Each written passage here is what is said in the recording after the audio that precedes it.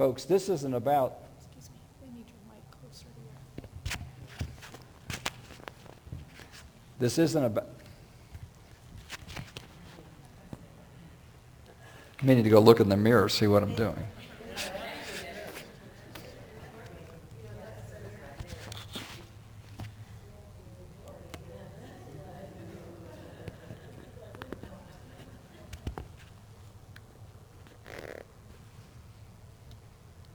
Well, that's going to have to do.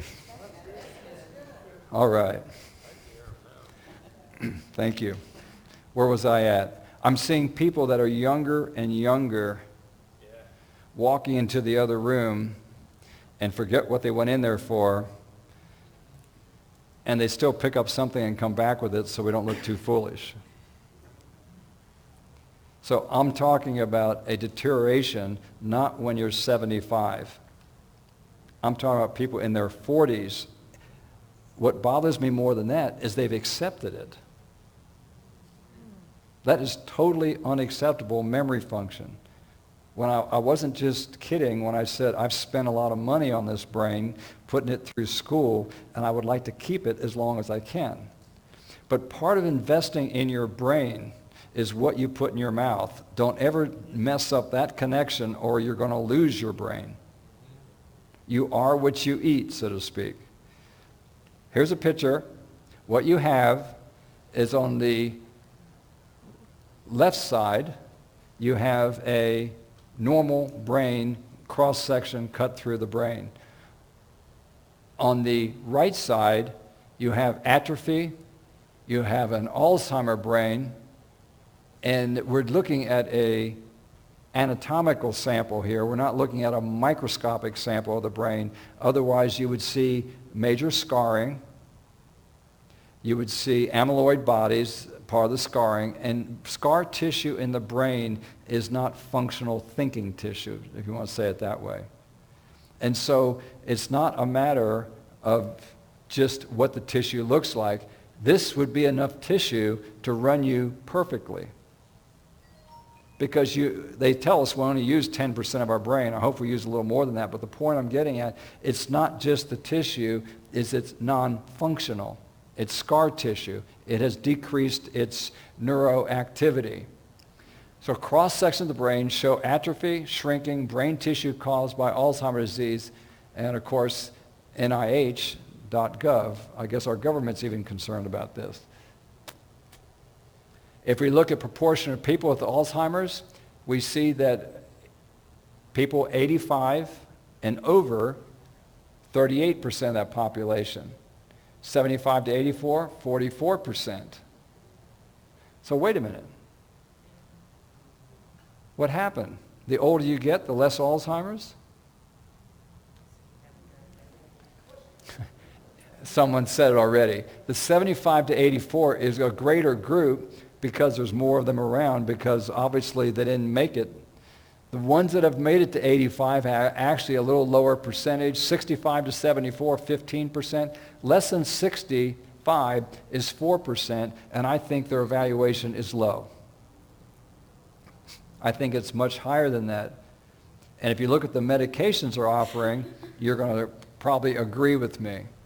If we look at major nervous diseases, chronic pain, you can come down here through Alzheimer's, stroke, epilepsy, head trauma, schizophrenia, Parkinson's, multiple sclerosis. You see the numbers. Alzheimer's is 4 million, so it is the largest quantity, and the price tag only is exceeded by chronic pain, and you know what that one cost. That's medication, medication, medication, and more medication to try to deal with that. I want to read to you a brief that came out. It says this: despite the archive of over 73,000 research articles published in the last 20 years, the subject of Alzheimer's disease, little clinical progress has been made relative to how people get Alzheimer's disease. 73,000 research articles. That's probably one of the most researched things you can find. By the way, this is your tax dollars at work.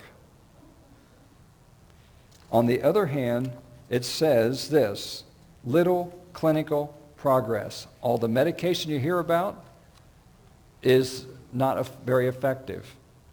And the loved ones that we want to do better, I think it's a market that leaves you very vulnerable. Let's go on. It says the main strategy that they're espousing here is application of 4 pillars of prevention. Number 1, early identification. Well, early identification is not a very good way of prevention. That's just early identification. Goes on, early detection of Alzheimer's disease vascular risk factors. So now we learned something. They feel it must be due to vascular or blood flow of the brain. Goes on, early intervention. Well, if you already have it, that doesn't look too good.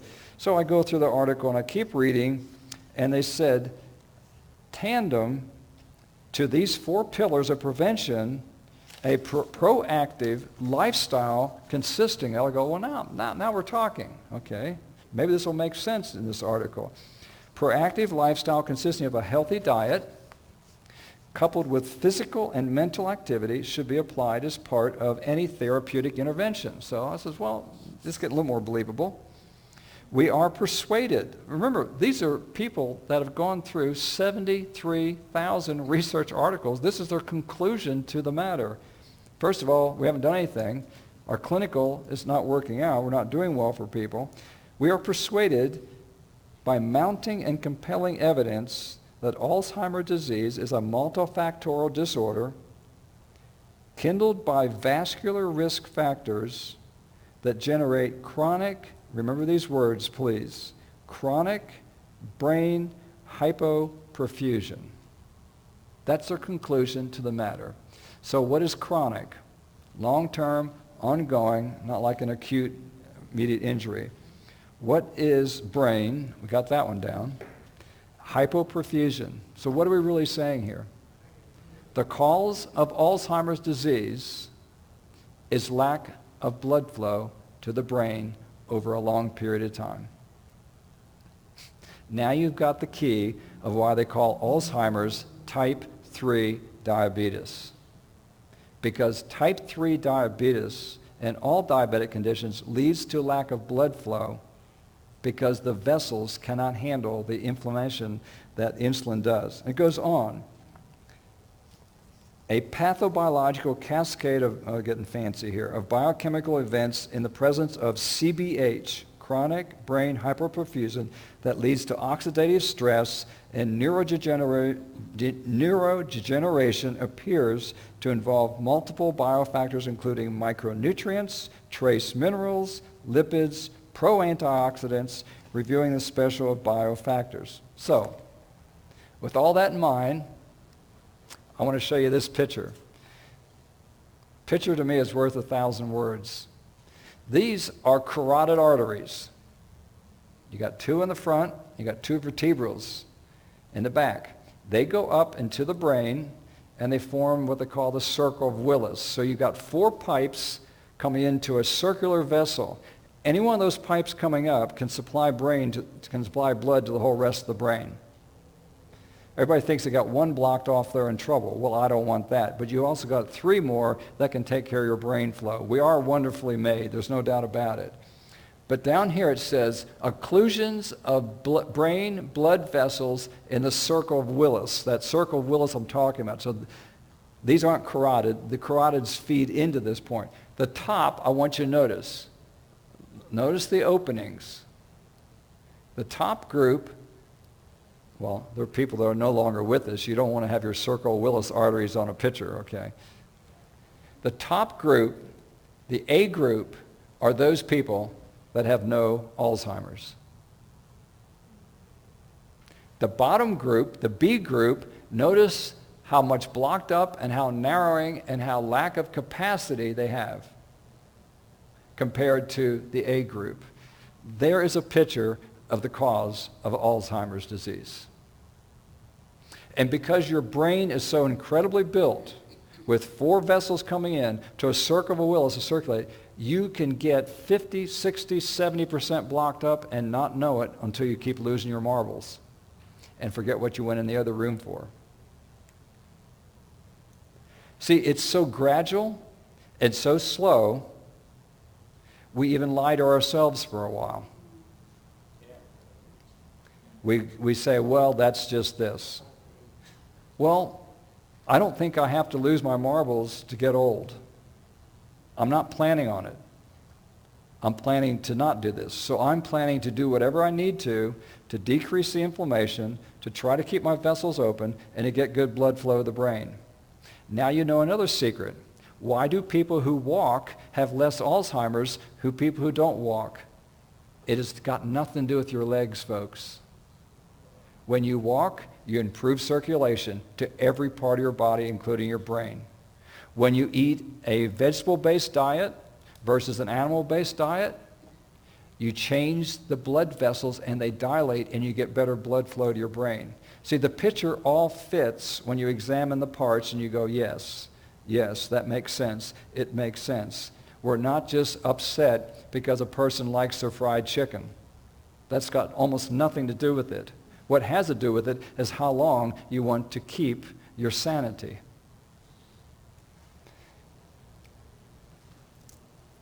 What country in the world or countries have the least amount of Alzheimer's and what they're doing? And I'm still on this quest, but I'll share with you what I've learned so far.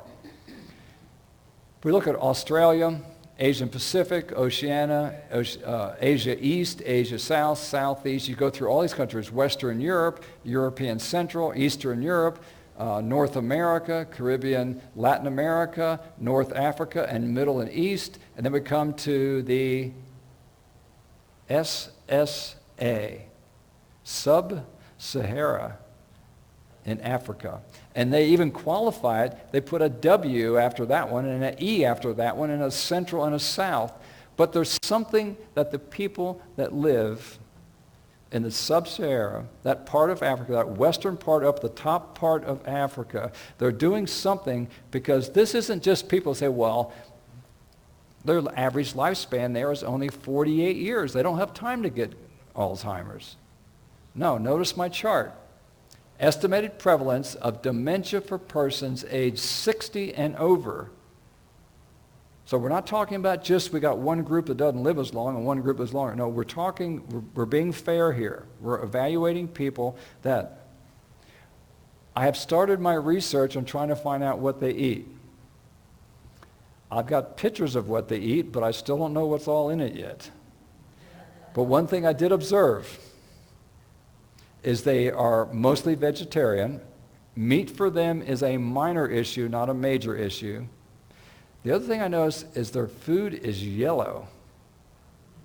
I'm going, what that means to me is they must be dumping a lot of turmeric or something in it.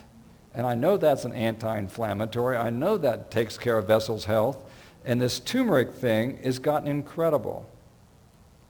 And I was reading about world production of turmeric, and I'm totally blown away. The number they gave in US dollars, hopefully I'll get this right, it'll be close, is $182 billion of turmeric is sold throughout the world in 1 year. I mean, folks, I'm glad to report to you that that's probably more than the money made from cigarettes that are sold in the world in a year. And this is turmeric. Now, you know that I sell herbs.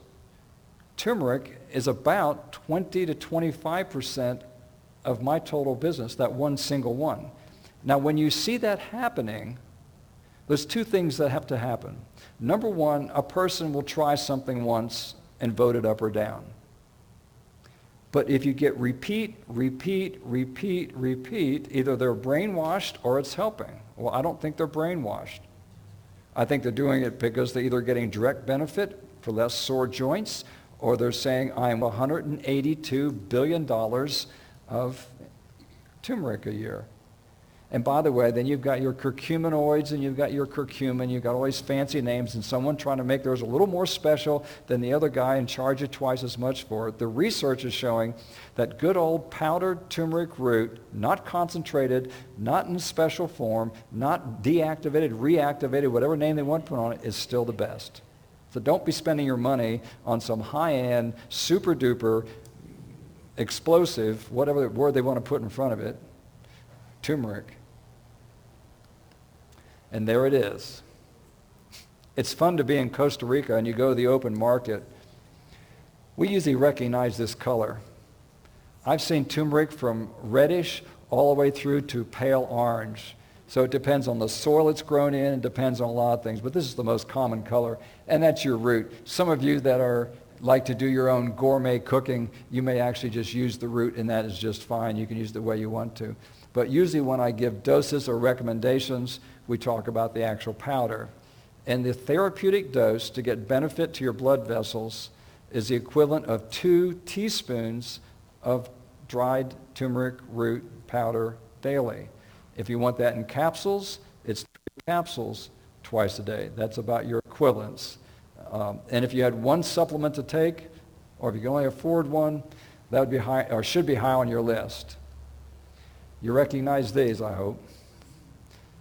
I don't know about you, but we're having a good fruit year. Maybe my wife is just picking out some really good fruit, but the cherries have been excellent. The grapes have been excellent. The blueberries have been excellent.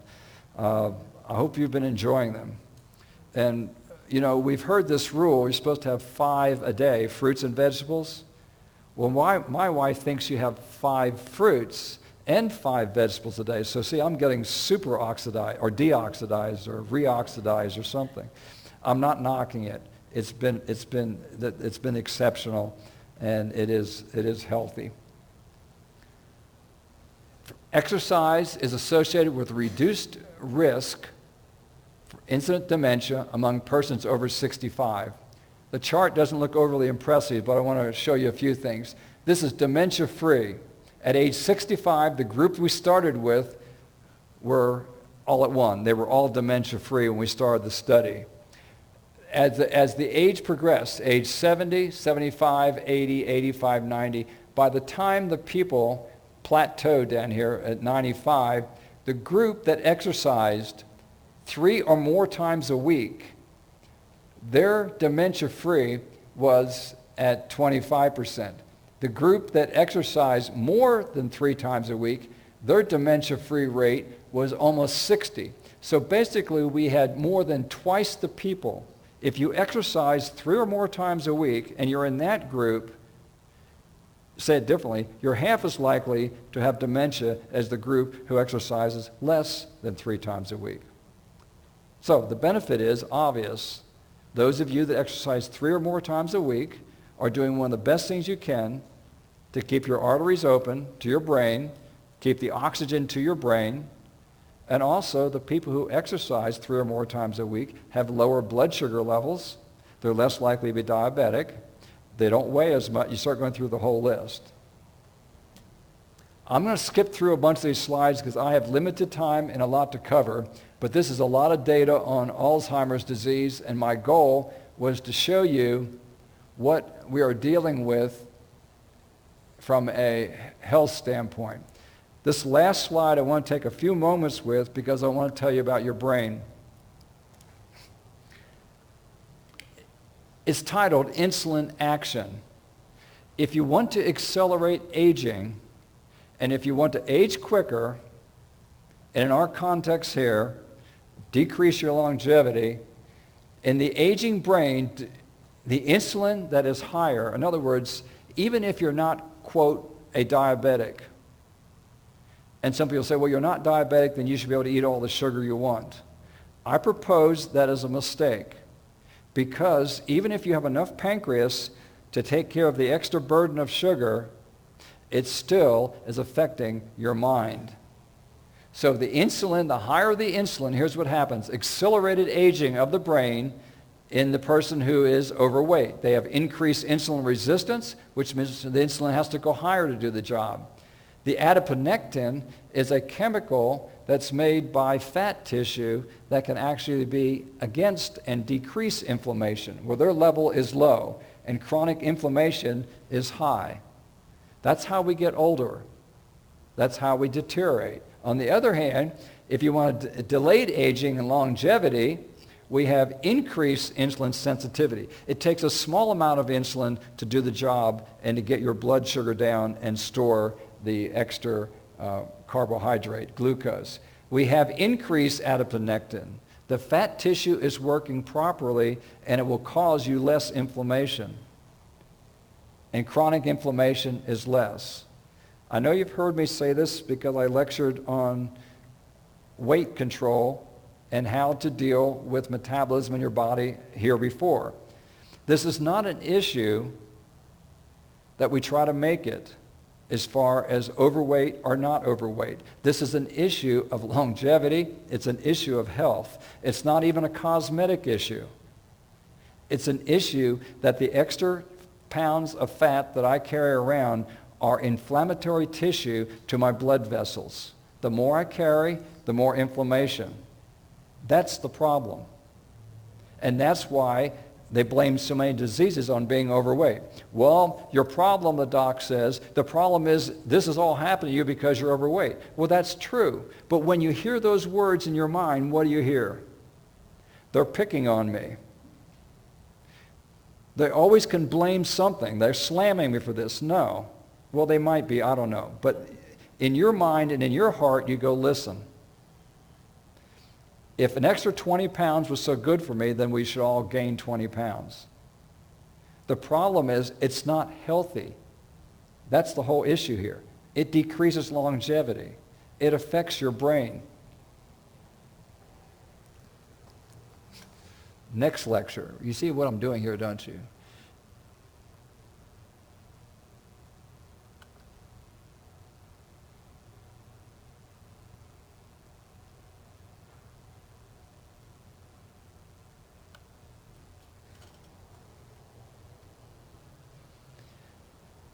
I want to spend the rest of our time talking about some of the handouts I see you've gotten. Thank you, Susan. That is the heart of the message, to try to understand, because inflammation can happen if you go out and get a sunburn, okay? That's inflammation, I realize. But most of your inflammation is going to come from what we eat.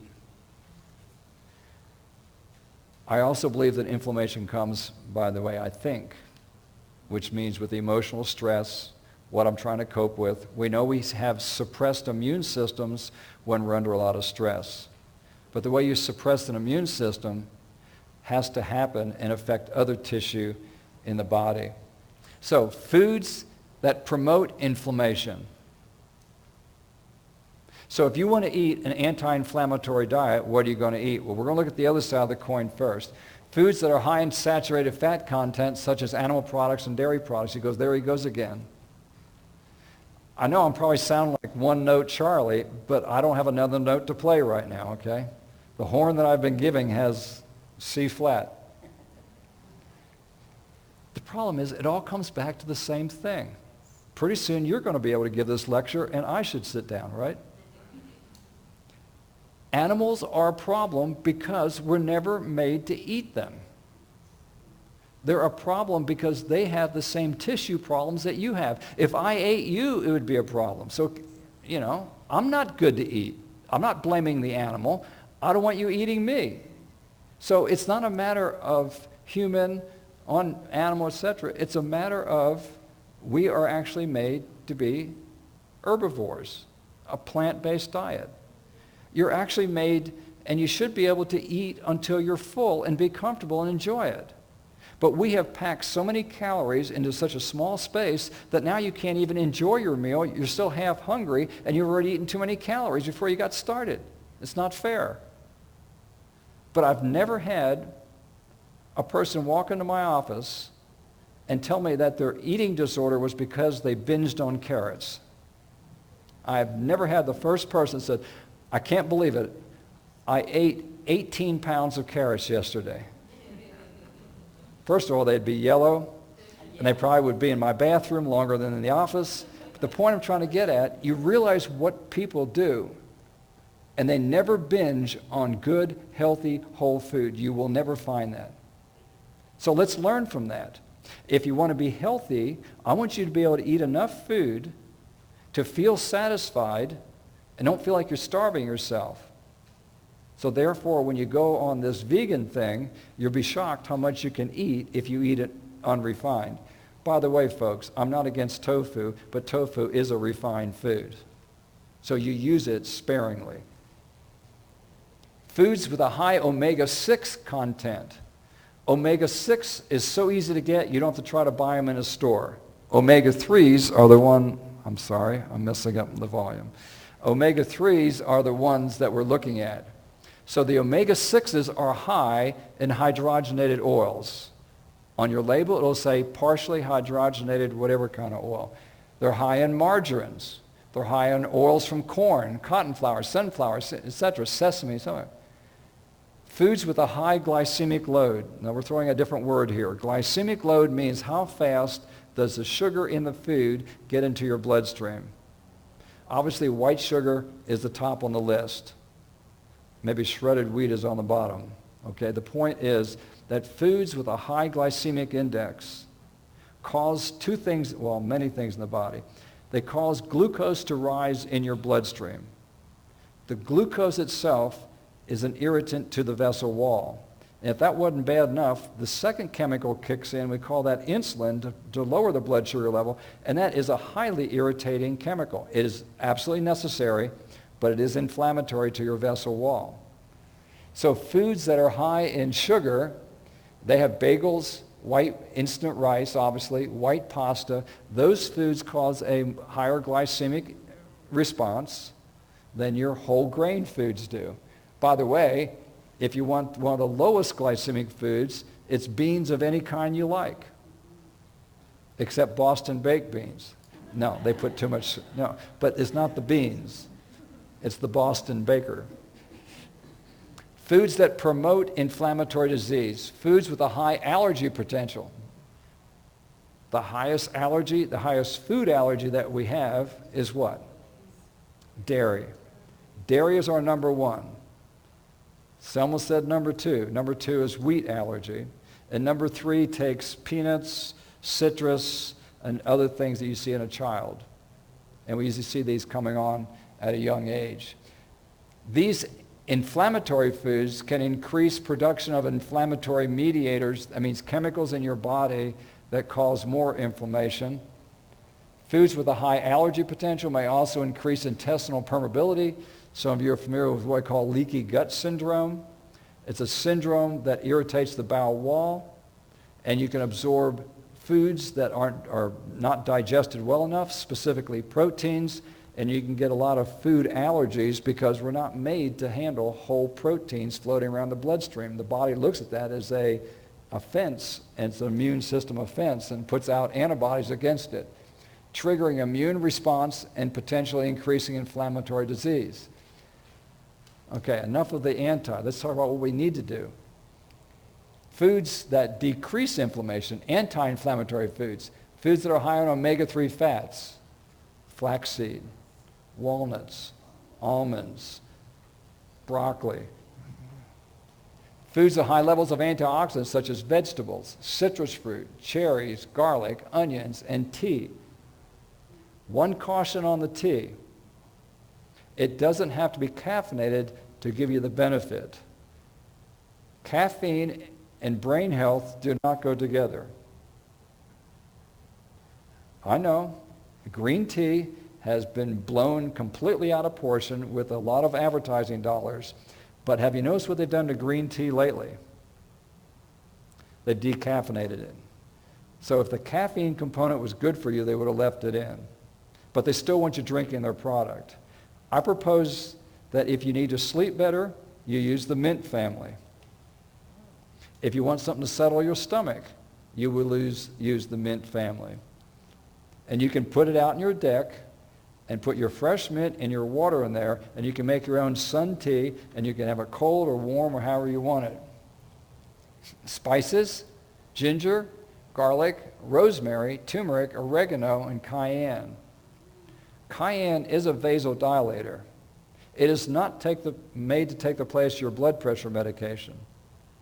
But if a person was having a heart attack, I would definitely give them cayenne. Anti-inflammatory foods. They have a low glycemic index. I already told you about beans. And when I say beans, I mean have your choice. If you hate garbanzos, you may enjoy pintos. If you hate pintos, you may enjoy your split pea soup. Mediterranean diet is rich in omega-3s, fatty acids, fruits and vegetables, and nuts. Mediterranean diet is a step in the right direction. It's more vegetarian than other ones, but I'll show you something even better. Polyunsaturated fats and inflammation.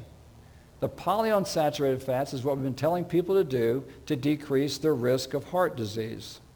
Let's take a look at this. Coronary heart disease, major depression, aging, and cancer are characterized by an increased level of interleukin-1, a pro-inflammatory cytokine.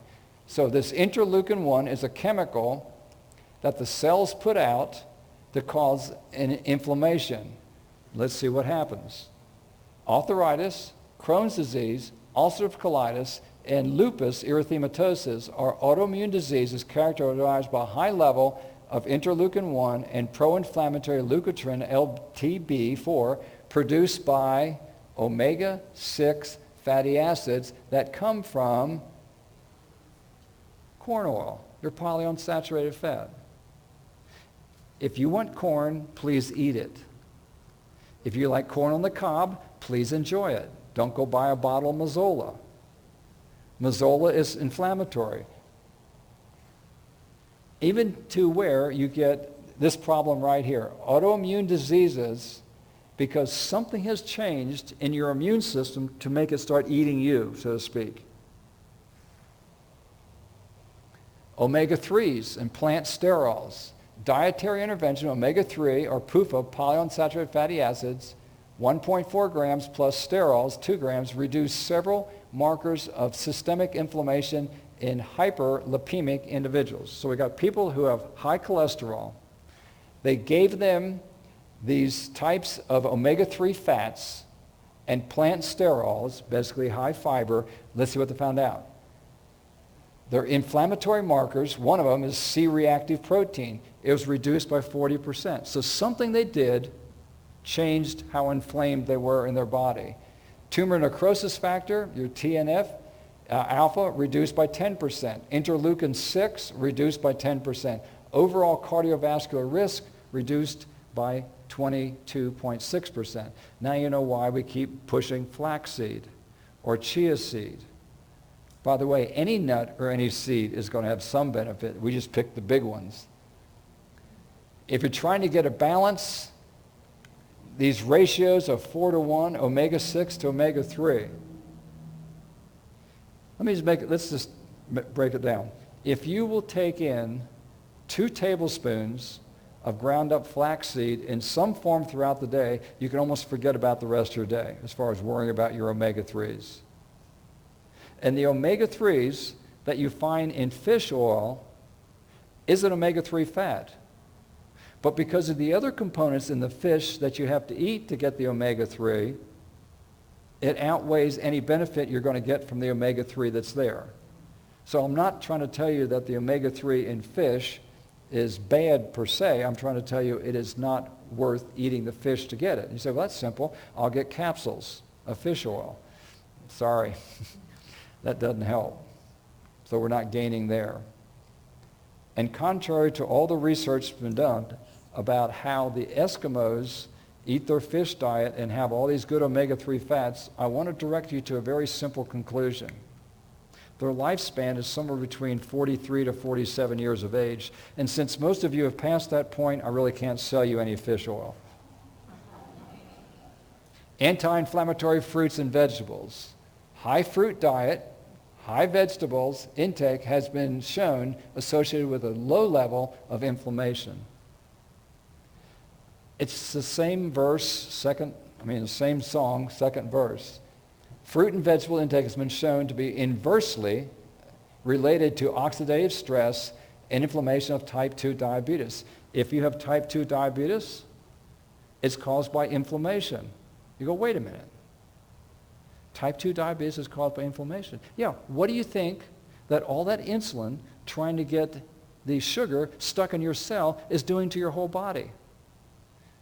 And you go on the vegetable diet for 2 weeks and your blood sugar drops 200 points. And you go, isn't that amazing? I'm going, yes, it is amazing. But you know what? I have not had one person in my career that's gone on the vegetable diet for a month, that was diabetic, and didn't improve their blood sugar. Not one.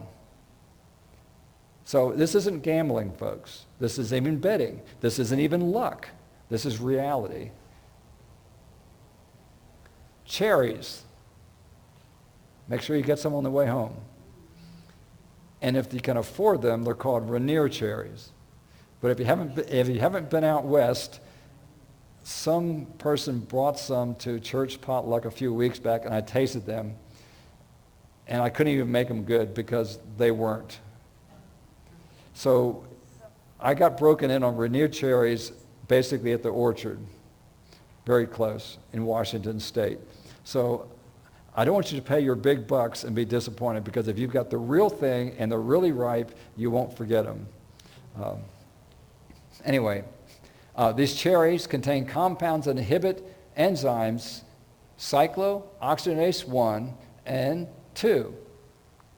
Somebody, when I was talking earlier, says, what is this Cox business doing? I'm saying, well, that's anti-inflammatory and the targets of anti-inflammatory drugs. So now we've invented drugs to mess up cherries. No. Now we've invented drugs that only try to compete with how good your cherries are. Isn't that amazing? But I can sell you the drug for much more per pound than I can. Anyway. The cherry is an excellent anti-inflammatory drug, except it's in the form that tastes good. Number 2, studies in healthy men and women consuming 280 grams, okay, let's get down to the English, okay, 454 grams per pound. So this is a little bit over half a pound of cherries. So that's substantial. I could enjoy that. Of Bing cherries for 28 days. How would you like to be on this kind of research? You have to eat a half a pound of cherries every day this month. And I'll pay you to do it. Bing cherries for 28 days showed reduced serum C-reactive protein by 25% and nitric oxide by 18%. So what we found out is that cherries in and of themselves affect your chemistry, in my opinion, a whole lot better than the drugs would or could or should. How about garlic? Garlic has been used as a medicinal plant since ancient times. Researchers have shown that garlic may promote anti-inflammatory environment by cytokine modulation that leads to overall inhibition of the necrosis factor, kappa B, etc., the cells. The necrosis factor, kappa B, is the central transcription factor in adaptive immunity and the central regulator of pro-inflammatory gene expression. What are we really saying that garlic is? We're saying that garlic has the effect to turn a gene on or turn a gene off. And they're saying that garlic has the ability to turn off the inflammatory gene that causes inflammation in your body. You may lose all your friends, but you won't have any inflammation. Or if you want to have more friends, you serve them garlic while they come to see you, right? And if we all eat garlic, we'll all be friends. Okay. Turmeric. A little more time on that. I can't say too much about this. Turmeric is sometimes called curcumin. Curcumin longus is the official Latin genus species name, so you're going to get different. Curcumin is a mustard yellow spice from Asia. Main ingredient in curry. Laboratory animals and research has demonstrated anti-inflammatory, antioxidant, anti-cancer properties of turmeric and its constituent, curcumin. What they're using is curcumin, they're saying, is the chemical that's in the turmeric, and they're correct. But you don't need to buy a supplement that's highly concentrated to make it work for you. There is plenty of the active ingredient in whole powdered root, so you're in good shape. But did you know this? Anti-inflammatory, antioxidant, anti-cancer. It looks like I'm trying to sell snake oil. But let me tell you something. When you can have foods and supplements or dietary components that knock out the inflammation in your body, you have just found the key to health. You found the key to preventing Alzheimer's. You found the key to preventing vessels that block up in your heart. It's incredible. It's simple but profound. Researchers tested turmeric extracts in animal models and found evidence of anti-arthritic. Well, that's probably why a lot of people buy it. I don't hurt. My knee is less inflamed. If I could take the inflammation out of a joint, you don't have pain. I was talking to someone earlier. Turmeric is not a painkiller. But if you take the inflammation out of the joint, you don't have pain to start with. They found curcuminoid extract inhibits transcription factor. This is the necrosis factor here, from being activated in the joint. It's not just a fairy tale. They actually see the chemistry behind the herb. Typical dose therapeutically is 400 milligrams twice a day. And I'm a lot more liberal with that, aren't I? I'll make sure we do it good. But remember, this 400 milligrams a day is going to be from a turmeric extract. I don't believe that you need to spend the extra money or get because you won't get any more benefit. That's the bottom line. Alzheimer's. See, my lectures do come together, don't they? Inflammation in Alzheimer's disease patients is characterized by increased cytokines and activated microglia. If you want to decrease the inflammation in your joint, why wouldn't it work on your brain? If the same chemical takes care of inflammation, why won't it do its job well? I happen to believe that this is a valuable slide for any of us trying to keep our marbles. Researchers found that both low and high doses of curcumin significantly lowered oxidized proteins and interleukin-1 beta, a pro-inflammatory cytokine elevated in the brains of Alzheimer's in transgenic mice, not anything else. These mice basically, they were subjected to this. They gave the mice the Alzheimer's disease, and then they studied to see if turmeric would help to knock out that inflammation. That's as close as we can get. We're not going to do this on people. This is the closest we can get to showing you what it does. Ginger belongs to the same botanical group as turmeric and cardium, has been used as an anti-inflammatory agent. Researchers found that ginger inhibits prostaglandin biosynthesis similar to your NSAIDs, non-steroidal anti-inflammatory drugs. You thought ginger was just going to help you if you were on the boat too long and get a little bit seasick. No, ginger actually decreases prostaglandin biosynthesis, and prostaglandin biosynthesis is one of the communicators of pain to your brain. Therefore, you take a drug that shuts off the communication. I'd rather you take care of the pain with your turmeric. But it just shows you that ginger basically changes the way your body communicates with itself and is as effective as you're using Tylenol. Ginger extract inhibits the introduction of several genes involved in the inflammatory process. Do you see where this stuff is going? It doesn't change you genetically. This is the whole field of what they call epigenetics. Means the gene hasn't changed. But most of your genes are not working. That's not a cut, by the way. Most of your genes are in an active state or a suppressed state. The key that we're studying now is how do we turn the gene on that knocks out the cancer cell and how we turn the gene off that causes the inflammation. So really we're down into a switching mechanism now. How do I turn on the good genes, so to speak, and how do we suppress or not let the other ones? Or it's called gene expression. We want to suppress this one and enhance this one. We're showing you why some people are healthier than others. We're showing you why diet makes a difference. If we use ginger, we find that ginger extract inhibits induction of several genes involved in the inflammatory response. Why would your body have inflammatory genes? That's the good question. You know why? To kill off cancer cells. Your body needs an inflammatory muscle mafia to wipe out the cells that need to be killed. I just want my body to be smarter than I am and not start attacking me. That's called an autoimmune disease. I want it to have the muscle it needs for killing cancer cells. But I want it to use it correctly. What they're saying here is that ginger has the ability to inhibit, to suppress the genes that cause inflammation. The gene is still there. It's just that it won't allow it to do its thing. That's the value of this.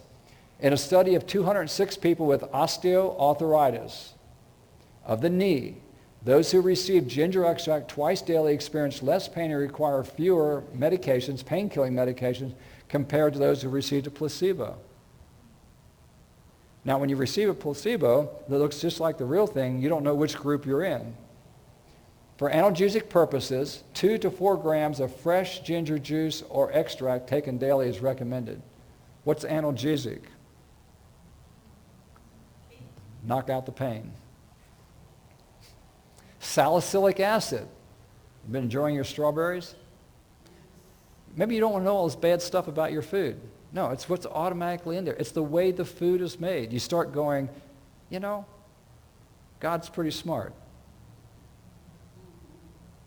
Can you believe that this was all made for mankind, and it's all there, folks? It is so absolutely amazing. And we can study it, and we study it, and we study it. I'm in the process of making a slide on just apples. I have found a source for what's in an apple. I have 5 pages of single-spaced, double-column chemicals that's found in an apple. Now you know why I don't believe in evolution. There is no way in the history of the world that lasted more years than a man could even think of, and he could write numbers for the rest of his life, that this could ever have happened without design. I'm grateful I got a designer. Hopefully you are too. Back to my strawberry. Salicylic acid, and aspirin is what? Acetyl salicylic acid, ASA for short, you medical folks. Okay, white willow is methyl salicylic acid. The reason I use an herb versus the purified man form over here is because acetyl salicylic acid is in its active form and will burn a hole in my stomach and cause me to have a bleed. The methyl salicylic acid won't do that because it's not in the active form yet. It has to go through the liver to be activated. See what I told you? God knows what he's doing. So we use the correct things, the correct food. Man wants the shortcut. We want to make an extract of nature, concentrate it, and sell it to you because it's effective. I prefer that some of these shortcuts have not been really short. Salicylic acid is the active component of white willow, long used of folklore pain. Aspirin is a synthetic derivative of this. Foods high in salicylic acid like berries, grapes, broccoli, spinach, chili peppers, cinnamon, ginger, rosemary, nutmeg, sage, basil, strawberries have the component in there already. So when you feel so much better when you eat your fruits and vegetables, maybe there's something else besides just pain relief. I actually like the flavor too. Low glycemic foods.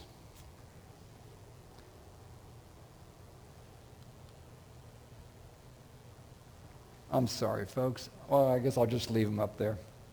I'm pushing too many buttons here. Low glycemic foods, plasma levels of highly sensitive C-reactive protein. Now, the HS C-reactive protein is a test that I use because it gives me a specific C-reactive protein that is put off by your inflamed blood vessels.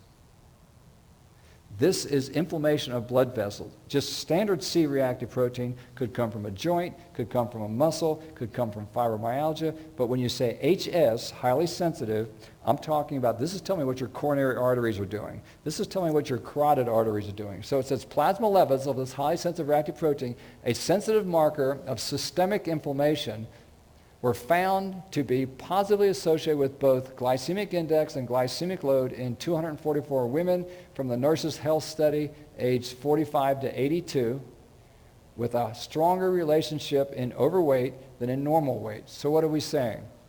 We're saying that low glycemic foods actually tend to decrease inflammation in the body when you eat your low glycemic foods. So what are we back to? You've already told me today. Some people come up today. When I eat more sugar, I have this effect on me.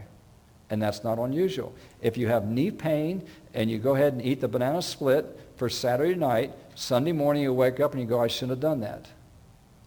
So there's a chemical reason why sugar actually causes more inflammation. It's not just, torturing you or something. Brown rice associated with improved heart health. Researchers at Temple University in Philadelphia recently reported a component in brown rice that blocks the effect of angiotensin II, a precursor of blood pressure and inflammation. Can you believe that brown rice can help you with your blood pressure? Folks, when you start eating right, it seems miraculous, but it's not miraculous that when you start eating right, you get healthy. Isn't that amazing? What a thought. This layer is stripped away when the brown rice is converted, or it's hulled. Partially mulled rice, both popular in Japan, is also protective, so they get some benefit. But your brown rice should give you the maximum benefit for helping with your blood pressure. And there's a chemical reason for it. So let's go back. We're in North Carolina. I get my home territory. Dr. Kempner went to Duke University in the early 50s. He was a German physician who came here after World War II, and he actually called the Duke diet. This is before Duke was famous. And he had a disease that he was treating. He called it malignant hypertension. Called it malignant because we didn't have, how are we going to treat this? People would come there, and we didn't have the big powerful guns that we have now as far as drugs. So guess what he put them on? That's all their retinas started to respond. These people weren't going blind anymore. The problem was, even with all that evidence, it was still a very difficult diet to stay on. They've modified it some. You can go look up the Duke diet if you want. But I'm saying there is chemical evidence behind what we're talking about. Grapes could reduce diabetes and heart disease. The phytochemicals in grapes, green, red, and black, have been found to reduce the metabolic syndrome, high blood pressure, and inflammation, at least according to research on rats daily fed grapes in comparison with base diet high in fat. At 3 months, those who added grapes had lower triglycerides, blood pressure, and inflammation. Dr. Broling, researcher, commented on more studies are needed to extrapolate the data to humans. Mediterranean diet. Studies have found the Mediterranean diet can help produce beneficial changes in the markers of inflammation, including C-reactive protein, pro-inflammatory cytokines, which help to reduce platelet aggregation. Have you figured out yet why more and more people are throwing clots? In the last 10 years of my practice, I have more and more and more people having abnormal clotting. And it's not just post-surgery. And I'm still trying to figure it out. And this is a piece of the puzzle here. As we get more and more inflamed, the body itself, we're going to have more and more clots being formed. When you go on an anti-inflammatory diet, you should have less and less clots being formed. We know that grapes in the form of juice, in fact, the study was done on Welch's Purple Concord grape juice, is more effective than aspirin in keeping a person from clotting, and I'm going to put abnormally. Because when you take aspirin or Coumadin or heparin, it doesn't matter whether you're abnormal or not, you don't clot. It's a chemical that puts in.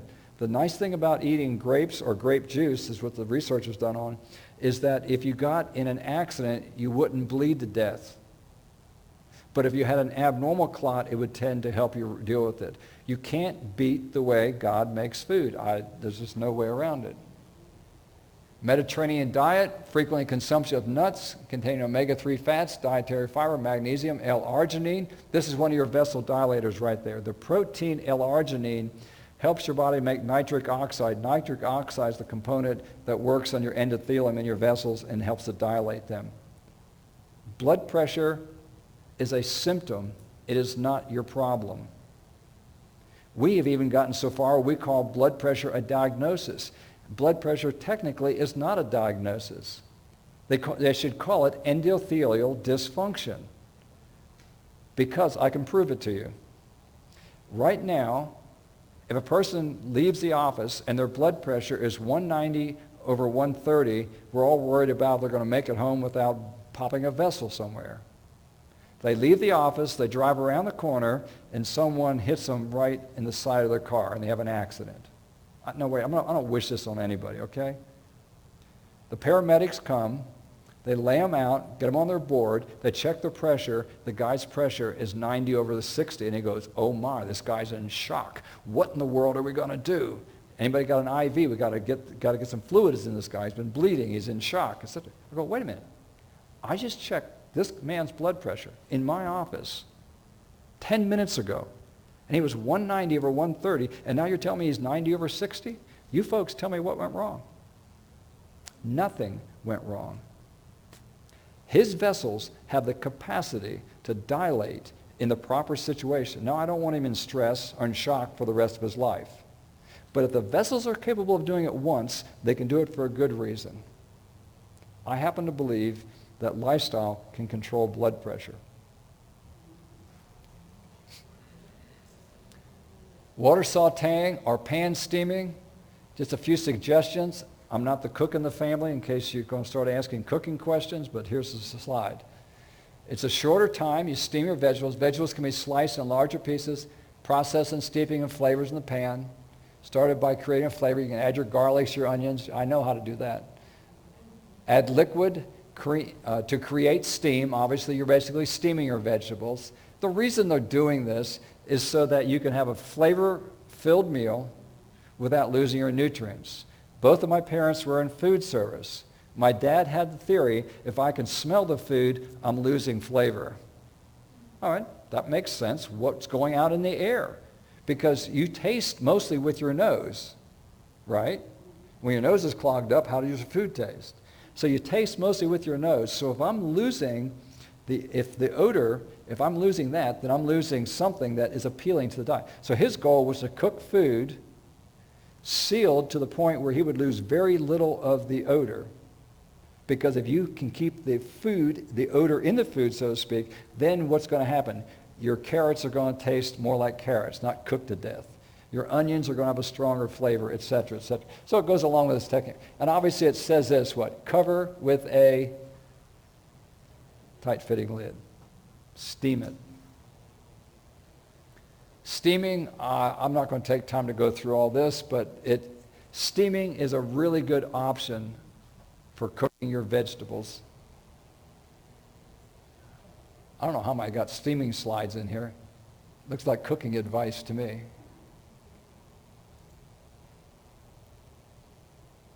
There's one for you.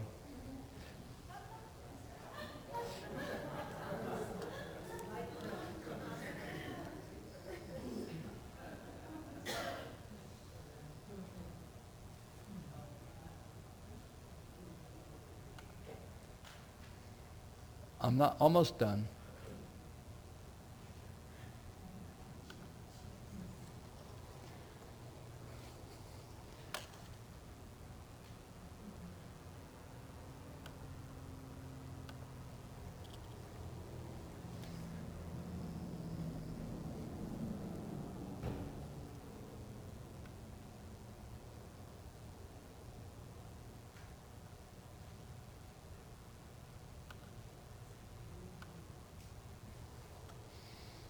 You've just seen the limit of my computer experience.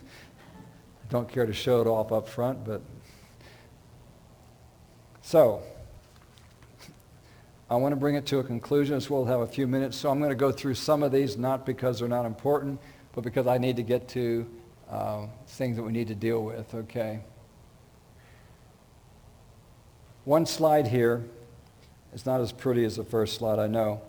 But we have what we call a dietary inflammatory index. Food has been graded by this index for how much inflammation it causes in your body. If you want to go online, you can get a list of foods with the DII, Dietary Inflammatory Index, and see if your favorite food is highly inflammatory, medium, low, or whatever. But the point I was showing you, this slide is a typical score for a fast food McDonald's meal would be a positive. So the more positive the number, the more inflammation it causes. So this would be your French fries hamburger meal. The Mediterranean diet is a minus almost 4. So I told you the Mediterranean diet was a step in the right direction. I don't have a vegan diet on here, but I do have a macrobiotic, which should be vegan. The difference is they believe in locally grown food. Wherever you live, you eat the diet within a certain area. They score the highest on here as being anti-inflammatory. I'm not going to go through the pyramid because they're still talking about red meat at the top, and I believe that red meat is an excuse for eating.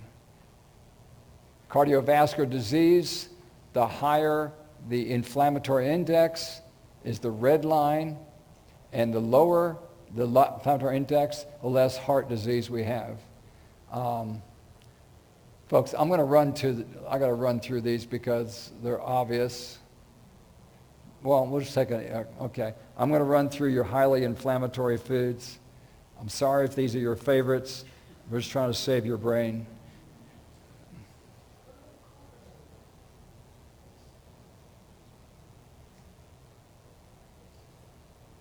By the way, this is not just inflammatory. This is an out-and-out neurotoxin.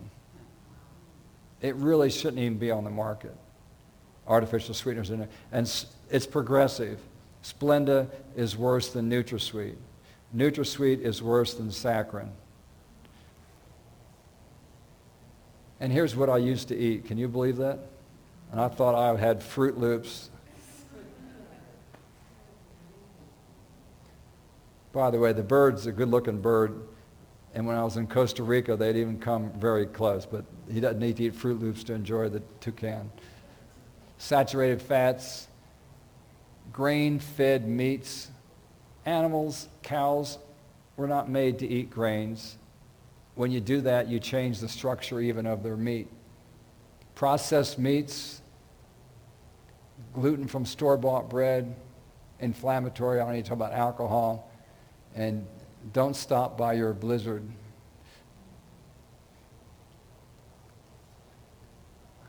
Folks, you can see I can keep you here a long time. That's not my goal, okay? We've already covered that slide.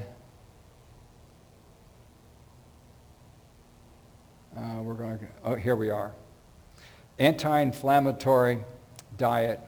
Number one, as far as the program, what we're trying to do is maintain your muscle and lose your body fat.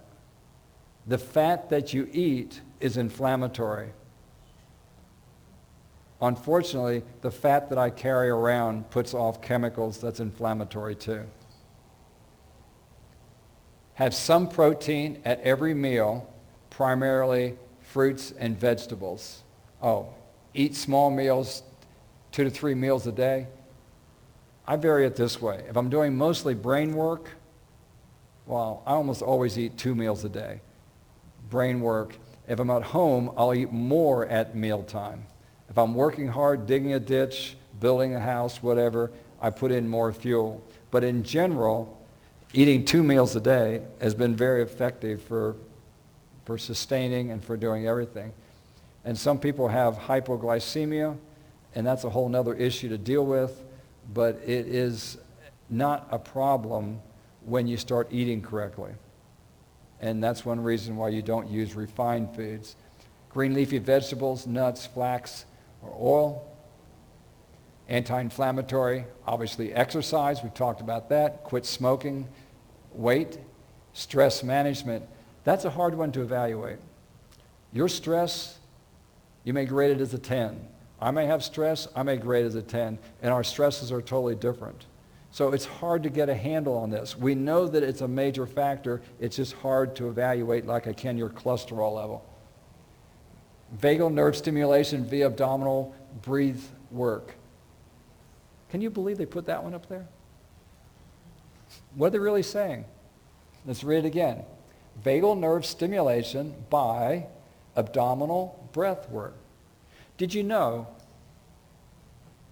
that when you're really stressed out, what do you hear, people? You're in the office. The person over the next cubicle, you hear them sigh. They go, whew. They didn't even think about it. And if you told them they did it, they wouldn't even believe you. What did they do? They reduced their stress. So when you're stressed out, take a real deep one, let it out slow. Take a real deep one, let it out slow. It's not a hypnosis technique, folks. It's about what you're doing to improve oxygen in your body, and it's conducted by your vagus nerve. That's the nerve that takes care of your stomach and your heart, etc. Treatment of depression. There's many causes for depression, but all depression reduces your immune system. There's no such thing as good or bad depression. There's depression from various causes. Some is situational, some is clinical, some is what's going on with my mind. But all depression it needs to be treated as far as decreasing inflammation. And social support. I'm always amazed at when I do the health standard, I'm going, oh, this person's not doing well. And I had one man in cardiac rehab that impressed my mind so much. He said, 20 years ago, my doctor told me I wouldn't make it but a few months. He says, 20 years later, and I'm still laughing about it. And he went laughing right out of cardiac rehab. And I went, yeah, I believe in cholesterol level, but there's something about the mind that can do more for your body. And it's the way you're made. It's a God-given gift. Most of us use our minds against us. We worry too much. We can't sleep right. And, worrying gets a whole lot done. It cleans the house. It fixes the car. It pays the bills. So worry is really worthwhile. Ridiculous. But how can you break the habit? So most of us use our God-given brain power against us. I'm going to try to turn that around. How can you use your brain to improve your health? First of all, starting to think positive. When someone does something nasty to you, think the best thing you could say about that, not the worst. That's easy. You can think bad about them, saying, well, maybe they're having a really bad day. Or maybe their mother just died. They cut me off in traffic. Folks, you lost 3 seconds of getting to your next destination, but you lost 3 years off your life because you got so angry. There has got to be some way to start coping with this. This is a cascade, and the reason I'm showing you this is an inflammatory cascade. This is a cell wall up here. Arachidonic acid is an acid that's... If you want to help to inhibit the inflammatory response that is caused by this inflammatory amino acid, this fatty acid here, you can eat more onions. Or you can have your apples. It's the same slide, second verse, okay? You can have turmeric. You can have feverfew. This is effective in blocking the phospholipid A2. If you want to block the cyclooxygenase, this is the COX pathway here, apples, onions, turmeric, rosemary, red pepper, and ginger. You don't need to go get another drug. The lipooxygenase pathway, apples and onions, boswellia and rosemary. The Mediterranean diet, they claim it's more tolerable, it's low in fat, and associated with improved long-term weight loss. I'm glad for that. The risk reduction from coronary artery disease is 0.67 compared with the American Heart Association diet. The American Heart Association diet perpetuates disease, so it's not a very good comparison, but it's better than that one. Omega-3 intake and fatty acids are helpful. They stabilize atherosclerotic plaque. Well, why should you have to stabilize something you don't want? No, this is for people who are trying to recover their health. I hope you don't have any plaque buildup. Reduction of inflammatory by mediation prostaglandin. I think I'm getting a little more academic here again. We're going to go on. Okay.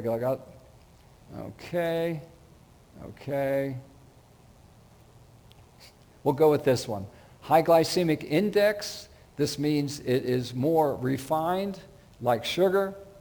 Inflammation, risk of heart disease, diabetes. Examples include white bread and glucose equals a GI glycemic index of 100.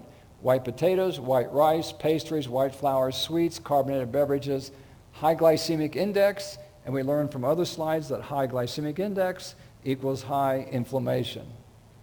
Lower glycemic index, whole grains, vegetables, fruits, legumes, and or mixing high glycemic index with glycemic load foods. In other words, I like a baked potato. It is a higher glycemic index. But on my baked potato, my wife has made some awesome chili. And it's got my kidney beans, it's got my onions, it's got whatever tomato sauce in there, and that becomes my gravy. So I pour that on top of my white potato. That becomes glycemic load because I don't eat just potato. You eat a meal. Glycemic index does food, individual foods. So when you eat a meal, you've got to look at the whole load on your body. So you can still enjoy your white potato. I prefer you eat it with the skin on because that's where the best nutrients are. But the point is, by putting beans or a buffer food, high in fiber, on these other foods, you come out ahead.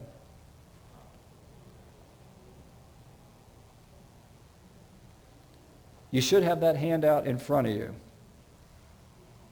Superfoods that decrease inflammation. I'm not going to take time to read them to you because I'll answer your questions. You can do that. Just want to point them out. That beans, blueberries, broccoli, oats, oranges, and pumpkin are not because the other vegetables aren't as good. We just happen to write about these. Inflammation, soy, spinach, tomatoes, walnuts. Once again, we talked about the blue zone, Loma Linda, and what they did, and that nuts were beneficial in reducing coronary artery disease. Almonds, pistachios, so it's not just a particular nut, it's nuts in general. And I promised you that I would talk about another blue zone before we're done, and this is it. This is Okinawa. I'm sorry to report to you that this is old data, and they have changed since this data came out, and they are getting benefits of their change. More heart disease, higher medical bills, more people are dying younger, more people are losing their mental faculties. I wish I had, I don't have a Japan to report anymore. I have a Japan that has gotten more like me. I don't have a healthy population. So now we're looking at just pockets of blue zones. And by the way, your blue zone can be your refrigerator. You don't have to move to Loma Linda or to Okinawa to have a blue zone. You can have your own, quote, blue zone. Okay, what do these people do? This is Dr. Gregory here. Some of you are familiar with his website. It says the Okinawa diet, living to 100, the traditional diet in Okinawa is based on vegetables, beans, and other plants. There is a common misconcept that the traditional diet includes substantial contribution from fish or other meat. Misconcept. It didn't. And if you look at their actual dietary intake, it doesn't seem to be the case. And here is the, I don't know, hopefully we can see it. This is their diet. 70% sweet potatoes. Oh my, they're on a high carb diet. 70% sweet potatoes, 12% rice, 7% grains and other wheat, 6% soy and legumes, 4% additional vegetables, 3% fruit, 2% oils, 1% nuts, 1% other potatoes, 1% seaweed, 1% sugars. I guess that shouldn't. Now here's what you think.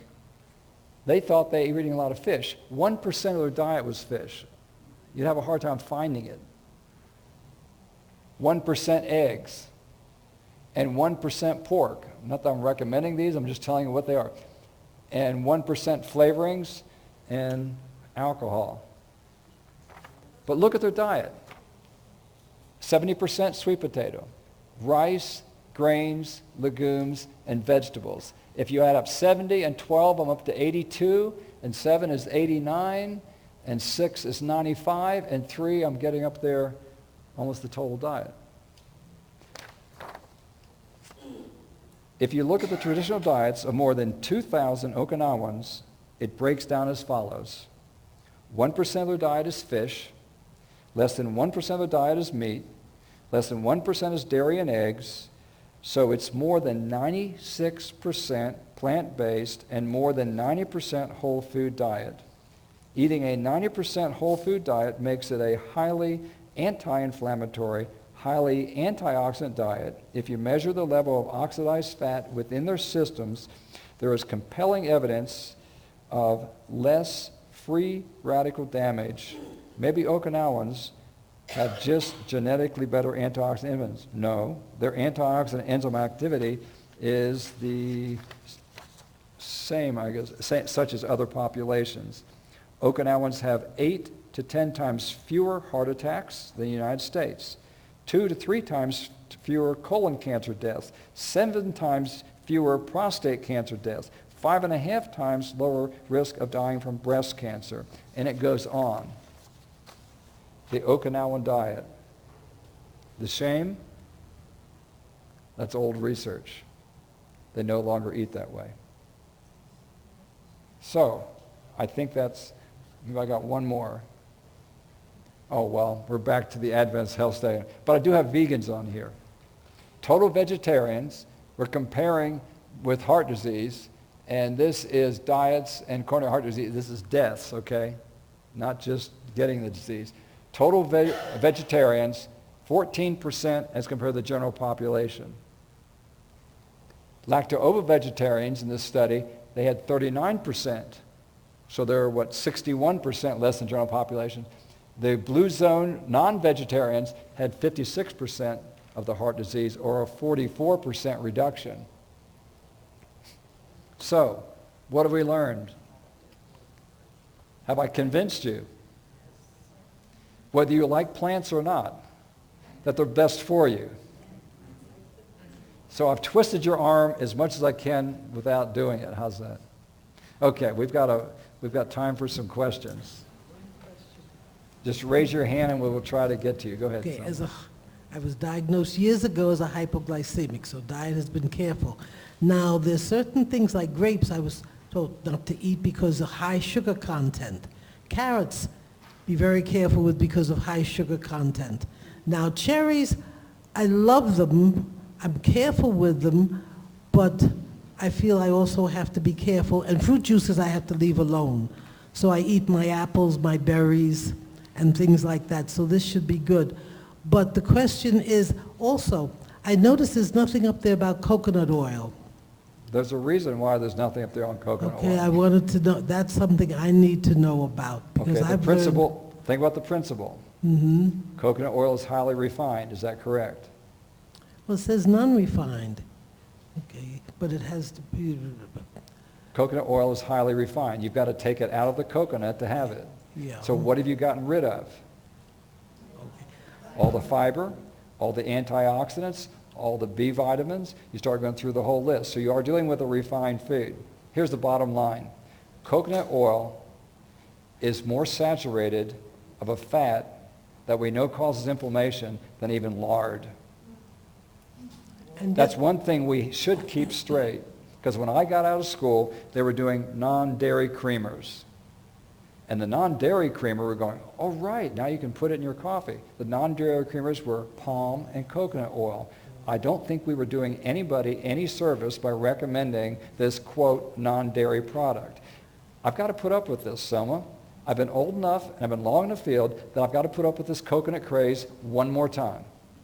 I'll just have to wait till it goes away and people will get over it and I'll be done. Dr. Atkins died. I don't have to deal with the Dr. Atkins diet anymore. Okay? And if I depart, you won't have to deal with me anymore. The point I'm getting at is coconut oil is not a healthy fat. It never was. The only advantage to coconut oil is it won't oxidize like your When corn it's oil heated. in a hot climate. And I happen to believe that's why God put coconuts south of the border, So grapeseed not up here oil, in North Carolina. so the same thing would be true about grapeseed oil? There is no oil that's good. It's all refined.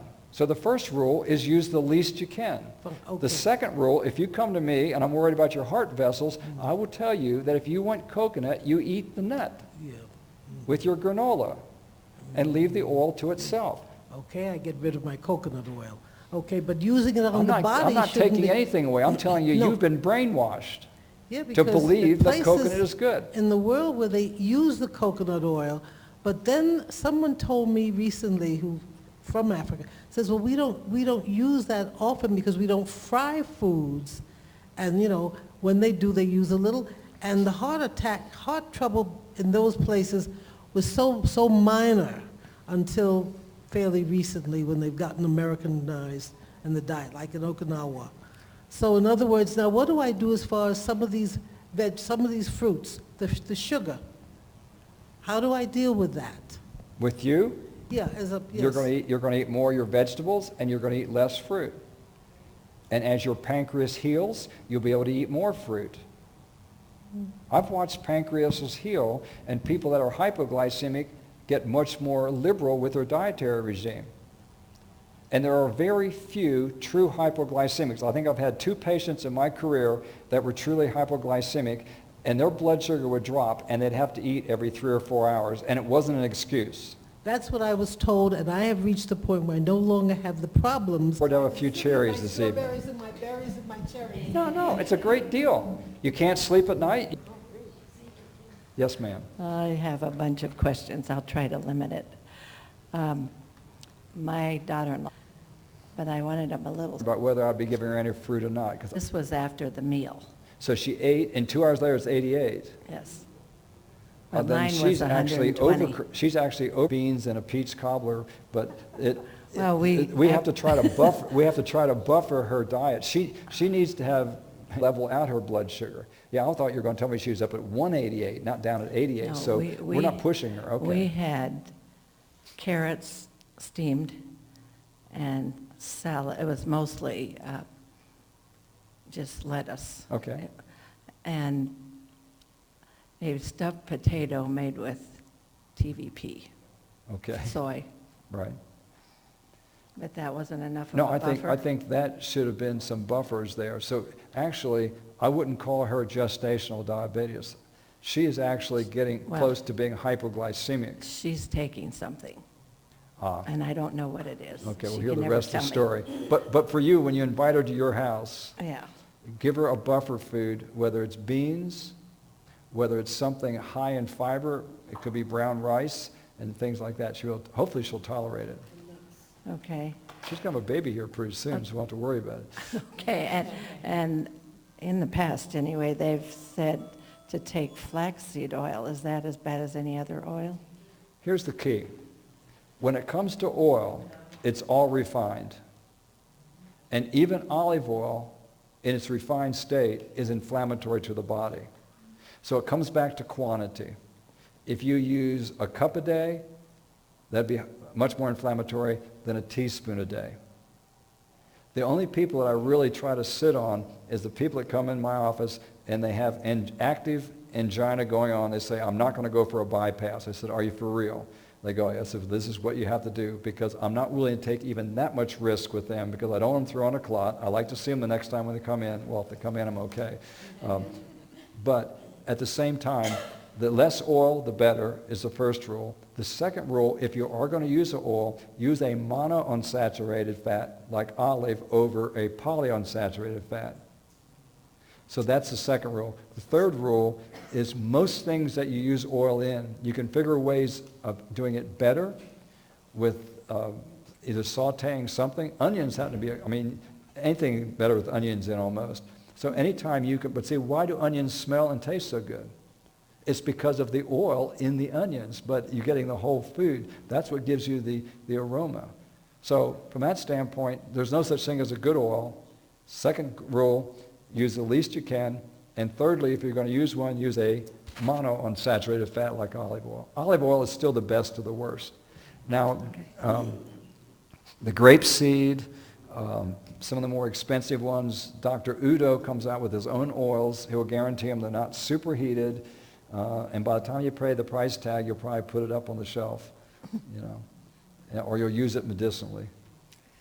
And I was trying to put ginger and turmeric root into my smoothies, but I couldn't seem to use that stuff up fast enough, and it would dry out. And you could only buy it in packs. It's not just what you want. Can you freeze it, and it's still any good? Now, what, you're getting it in powdered form? No. Whole form? It's a root, yes. So you're getting the whole root, and you're taking a chunk off and blending it up. Yes. You definitely can freeze it. It shouldn't change the chemistry of the active ingredient that we want. So you should be good there. And obviously, I know you're going to put it in a freezer bag or something so it doesn't just dry up. And one more about Alzheimer's.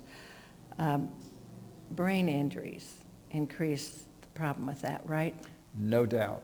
Anytime you have a brain injury, you increase the amount of scarring. But remember, most brain injuries are not from falling off the bicycle as a kid. Most of our brain injuries is because the inflammation from the diet is the most brain injury. So And I'm hoping that's true because how many concussions you had in your life, all are going to affect brain. I mean, how many times have I wrecked my bicycle or hit a tree? I mean, I'm hoping there's not, hopefully the scar tissue is not taking over. right. And can Alzheimer's be reversed by doing these things? That is the best question. Can Alzheimer's be reversed? Let me say it this way. Because we see what happens to a person who has a stroke, and we have seen people that have had a stroke and lost major function respond very nicely. And different parts of the brain takes over that function, or they get better circulation. That gives me my hope for Alzheimer's, because if I improve blood flow, if I get better oxygen to the brain, that I may not be able to save that part, but other parts of the brain can compensate just like in a stroke person. So that's my only hope. But as far as I know, I don't have a study that shows the person had this much amyloid plaque or lacunar scars build up. In 5 years on this program, we do the same MRI, and it's a lot less. I don't have that kind of data. I wish I did. I'm here in the middle. It's because I can hear better. Any other questions? Observations? This lady here has a question.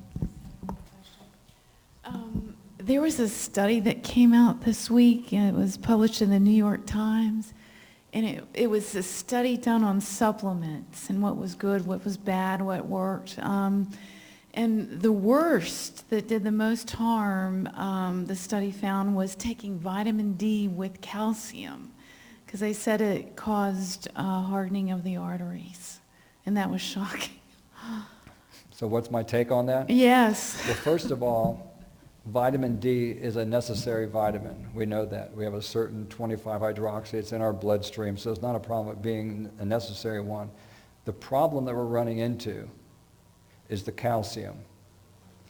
We've overstated the value of calcium. There's no doubt the bones are made out of calcium. There's no doubt you need a source of calcium, but you don't need anywhere near as much as what we've promoted in the past. You don't need the 12 or 1,400 milligrams a day. In fact, right now, I am probably recommending magnesium 3 or 4 to 1 to the calcium. And if you want to take care of your bones, it's much better to go high magnesium and low or no calcium. Remember this. The problem with bone density isn't due to low calcium. The problem with bone density is high protein leaching calcium out of the bones and then urinating it down the drain. You can do well, and populations around the world have done well on between 250 milligrams and 400 milligrams of calcium a day dietary. They're greens, they're beans, they're wherever. So my advice at this point is please keep up your vitamin D and eat enough dietary calcium that we know is not going to give you calcification of the aorta or the circle of Willis or the carotid arteries. That would be the safest thing I think you can do at this point. And if you want something to improve the vessel and improve blood flow, that's when you boost the magnesium. And by the way, we are low in magnesium from a food source, from a nutrient source. And this goes all the way back to 1932 in a commission and people that went to Congress, and they showed them what was happening with our Midwestern farms, our big wheat farms, and how magnesium content in the soil was decreasing. And we're almost 100 years down the road from that. So magnesium will do more to maintain your bones, to take care of your blood vessels, and your vitamin D doesn't need any help. I mean, you don't need to take calcium with your vitamin D. So I happen to believe they're correct. I wish they would have stated a little bit different, not to make people throw both things out, but anyway. By the way, right now, it's so interesting to me. Some of these reporters, these medical reporters, are actually talking to the researchers before it comes out in the journals. So sometimes you're reading stuff about the news before I get it in a journal. That's what's happening to how fast things are moving now. So some people and unfortunately, some medical writers need a little more medical background. They're a much better writer than I am, but they need a bigger picture.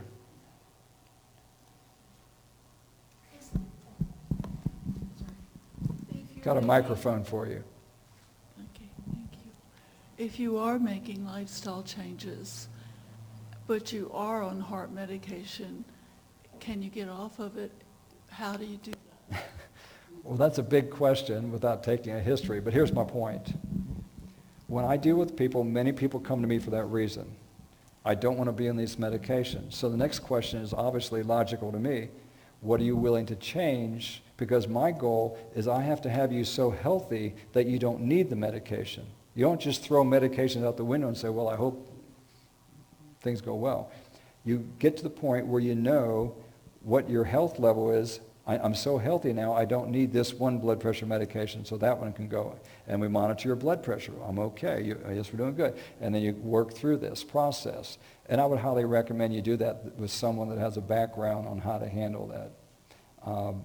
It's not that you can't do it yourself. It's just that you may need a little more input. Unless you want to doctor yourself. Yeah, but that's what I do for a living, yeah. Years ago, we used to hear about grain brain. And now, after taking the classes, I'm trying to eat more beans and, that kind of stuff. And I feel a bit foggy. And so I want to know, is that still true? Is that still... So we're going to go from grain brain to bean brain. No, I'm being being funny, but my facetious, point is this, that there's nothing wrong with gluten. Right. The problem is that we, humans, have gotten so diseased that now even gluten is messing it up. There was never a problem with the gluten. So when a population has to pull gluten out of their diet to do better, it tells me it's a worse critique on them, not on the gluten. Right. Same thing with everything we're doing. The best way to give brain health is to eat enough calories only to support it, not excessive. Starvation, fasting is a politer word. I have a whole folder that if I had time today, I was going to talk about the benefits of fasting, water fasting for 24 hours and what that does to your brain. And some people do it only for that purpose. Some people do it for spiritual reasons. Some people do it for clarity of thought so they can make the best life decision. Whatever your purpose behind it, fasting helps to clear the mind. So we know that. So I can't have you fast for the rest of your life, so that doesn't work out. So the next thing is what diet can I use that gives the brain the fuel it needs without overloading it, without making my lack of oxygen and feeling brain foggy or dead or whatever you want to call it. So that's what I'm working on. What is the optimum diet for brain function? And we spent most of our day talking on that. You may not be able to tolerate but a half a cup of beans a day, where someone else may eat a lot more because it may affect you. You may have to eat more vegetables and broccoli and all this stuff because that fits better with you. So everything I've said is always taken in the context of you personally, what foods agree with you, and I put the brain at a very high level, so I want brain food. Yeah, me too.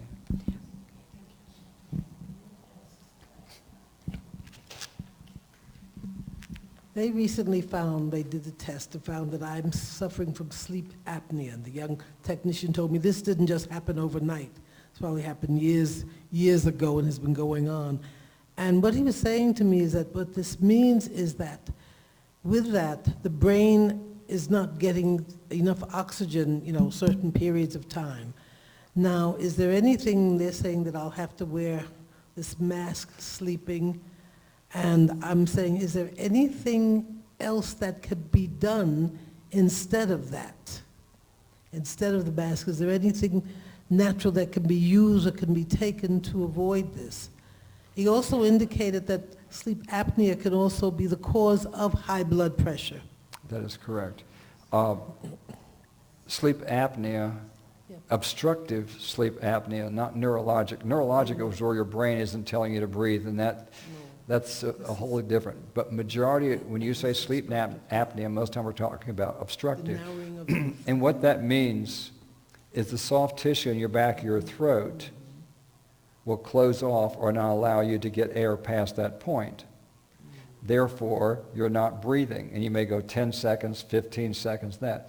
At that point, when you haven't taken a breath for 5, 10, 15 seconds, your body automatically goes into emergency mode. So here you have high adrenaline being pumped out. Sometimes you will gasp for air, and it doesn't take a sleep study to figure this one out. Just ask someone that's watching you.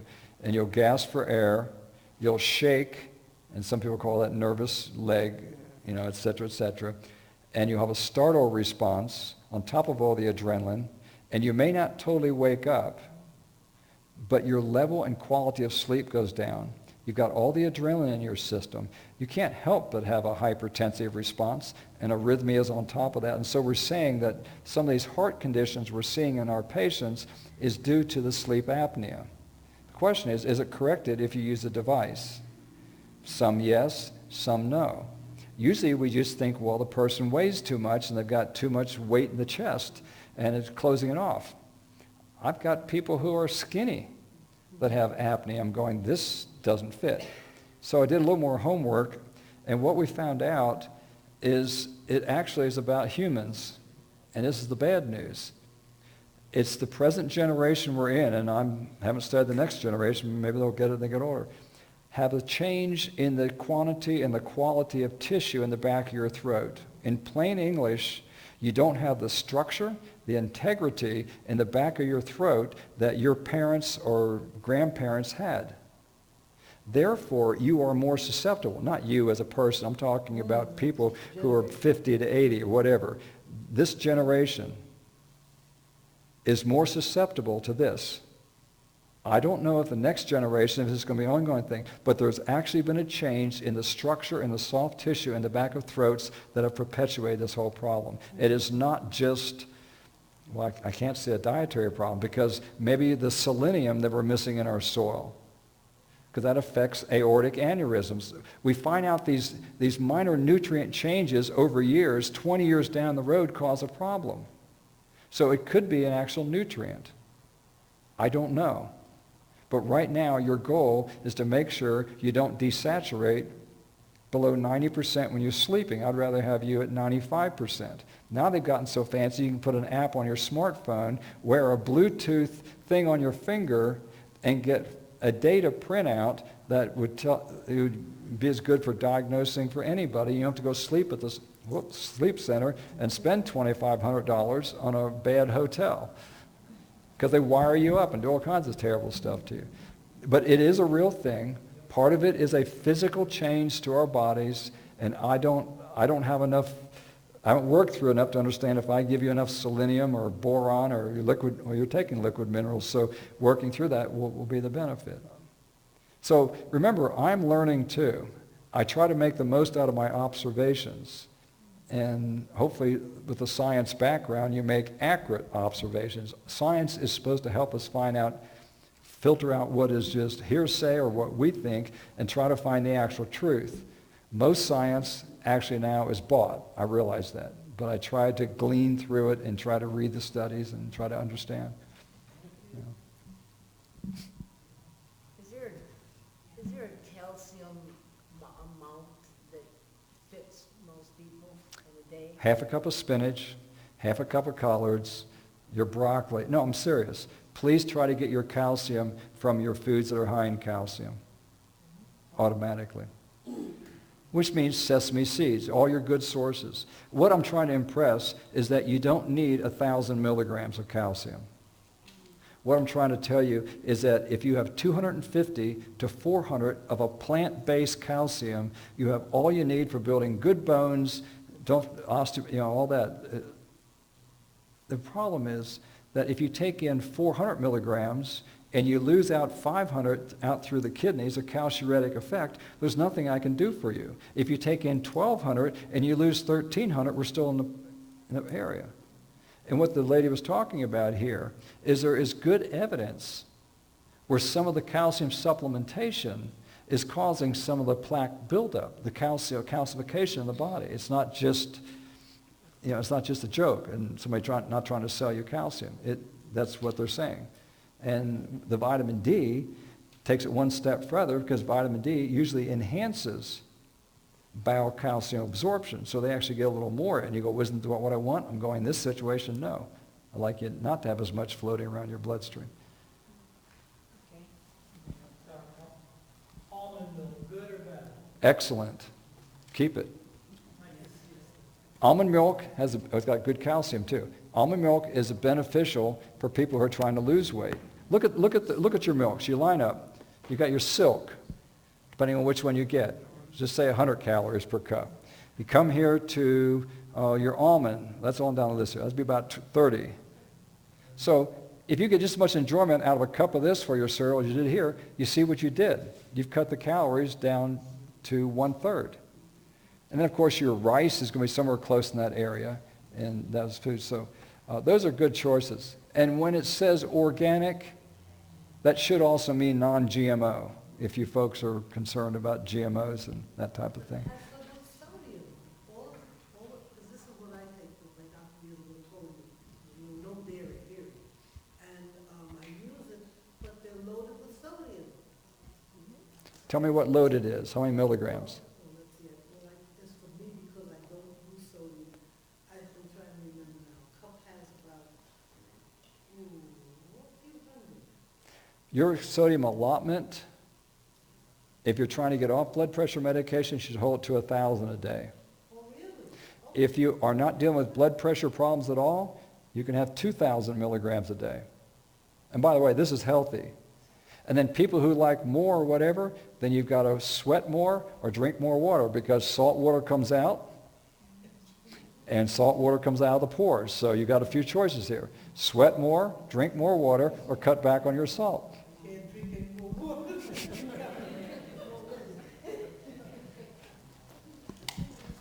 I want to thank everybody for coming today and to remind you that Dr. Collins will be back one more time this year. That's August 11th, and he will be speaking on cardiovascular disease. So tell all your friends, your family, your neighbors, and bring them all. And thank you again for coming. Thank you, God.